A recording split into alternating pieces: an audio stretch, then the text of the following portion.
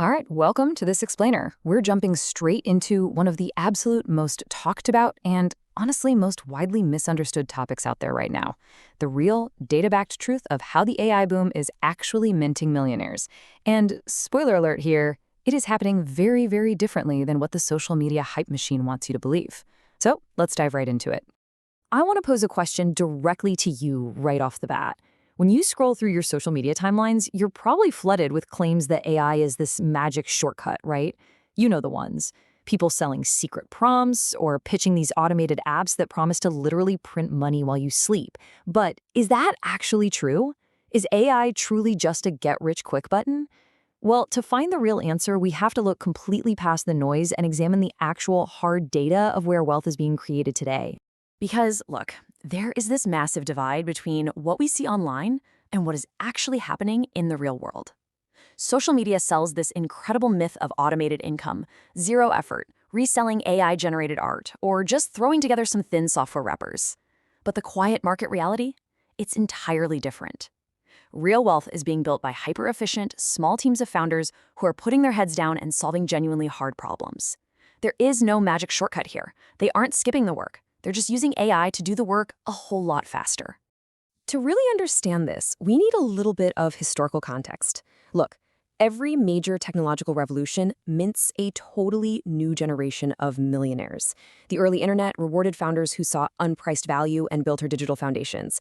Fast forward a decade, and the smartphone spawned entirely new, massive industries. Think ride-sharing or mobile payments, stuff that simply couldn't exist before the iPhone.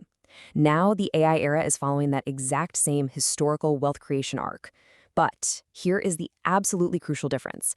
This AI boom is being compressed into a fraction of the time we saw with the internet or smartphones. And when I say compressed, I mean this is happening violently fast. According to World Economic Forum research, we are looking at a massive 8-fold explosion in generative AI investment just since ChatGPT launched. 8-fold. Venture capital is pouring billions into AI startups at a pace that absolutely dwarfs previous tech cycles. But most of that capital is highly concentrated, which brings us to exactly how that wealth is actually being built right now. So where is all this money actually going?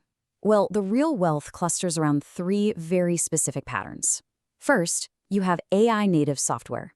These are tools built specifically to make AI more useful. Things like coding assistants or design platforms solving obvious problems for professionals who just want to work faster. Then there's enterprise adoption, where big companies are paying massive premiums to reduce their costs and unlock new capabilities. The real revenue isn't coming from consumers buying novelty apps. But the third and honestly the most important pillar I want to focus on today is radical capital efficiency. Let's break down exactly what that means, because this is a real game changer. Radical capital efficiency is a fundamental structural shift in how business works. It means tiny teams are using modern AI tools to do the work that literally used to require hundreds of employees. We're talking about companies scaling to massive revenue numbers with astonishingly small headcounts. AI is completely flipping the equation on what it takes to build a deeply valuable, large-scale company. To see this radical capital efficiency in action, we really don't have to look any further than Midjourney and its founder, David Holes. After building and selling his previous venture-backed hardware startup, Leapmotion, Holes was pretty wary of the immense pressure that outside investors put on founders to just chase growth at all costs. So when he started this AI image generation company back in 2021, he decided to entirely differently. Check this out. Holes completely refused to raise venture capital. Zero outside investor pressure. Instead, he built a straightforward, pure paid subscription business. There was no free tier, no convoluted advertising model, just users paying directly for a product they genuinely loved. And incredibly, he ran the entire operation not through some polished, incredibly expensive custom app, but straight through a Discord server. On paper, I mean, it almost sounds too simple to actually work. But here is the mind-blowing reality. By 2025, multiple independent analyses reported that Midjourney was generating several $100 million in annual revenue. And their headcount, well under 200 people. Let that sink in. Holes built one of the most valuable, capital-efficient AI companies in the entire world without ever taking a single funding round and without ever diluting his ownership. He just built something people actually wanted. Okay, let's look at a second billion-dollar outlier. Enter Cursor. This is an AI coding tool built by a company called AnySphere in 2022. Now, this was founded by 4 MIT students: Michael Truel, Sual Asif, Aman Sanjar, and Arvid Lundemark. These 4 actually turned down the absolute safety of conventional, super high-paying jobs at major tech companies. Why? To build a tool that helps developers write and edit code using natural language. They identified a deeply painful problem for millions of working developers, and they just built something to solve it. And wow, did the market reward them.